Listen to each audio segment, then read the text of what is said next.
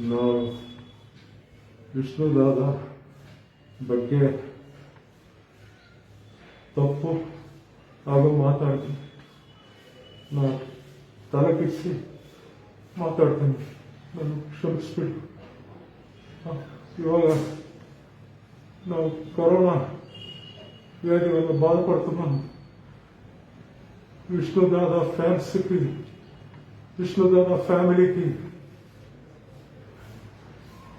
అందరూ top stars Puneeth Raj Kumar గారికి, సుదీప్ గారికి, ఉపేంద్ర గారికి అందరికీ వేడుకుంటున్నాను.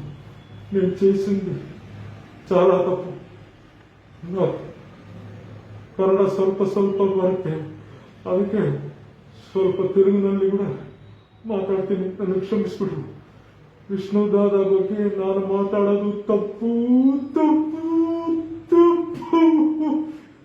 ಬಿಟ್ಬಿಡಿ ಸ್ವಾಮಿ, ನನ್ನ ಹತ್ರ ದುಡ್ಡು ಇಲ್ಲ, ಏನು ಇಲ್ಲ, ನಾನು ಸ್ಮಾಲ್ ಕ್ಯಾರೆಕ್ಟರ್ಸ್ ಮಾಡ್ತೀನಿ, ನಾನು ಬಿಟ್ಬಿಡಿ ಸ್ವಾಮಿ.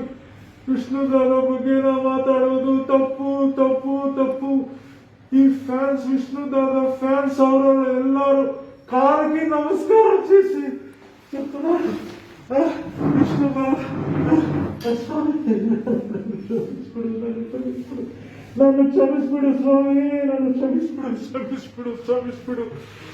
ಅಯ್ಯ ವಿಷ್ಣುದಾದ ಫ್ಯಾನ್ಸ್ ಅವರಲ್ಲಿ ಎಲ್ರಿಗೂ, ಕರ್ನಾಟಕ ಮಕ್ಕಳಿಗೂ ಎಲ್ರಿಗೂ ನಮಸ್ಕಾರ. ನನ್ನ ಬಿಟ್ಬಿಡು, ನಾನು ಕ್ಷಮಿಸ್ಬಿಡು.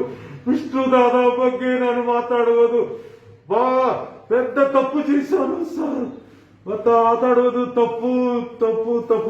ಈ ತರ ఏ కర్ణాటక ఆర్టిస్టు, ఏ తెలుగు ఆర్టిస్టు, ఏ మలయాళం ఆర్టిస్టు, ఏ తమిళ ఆర్టిస్టుకు ఈ ತರ ಮಾತಾಡನು.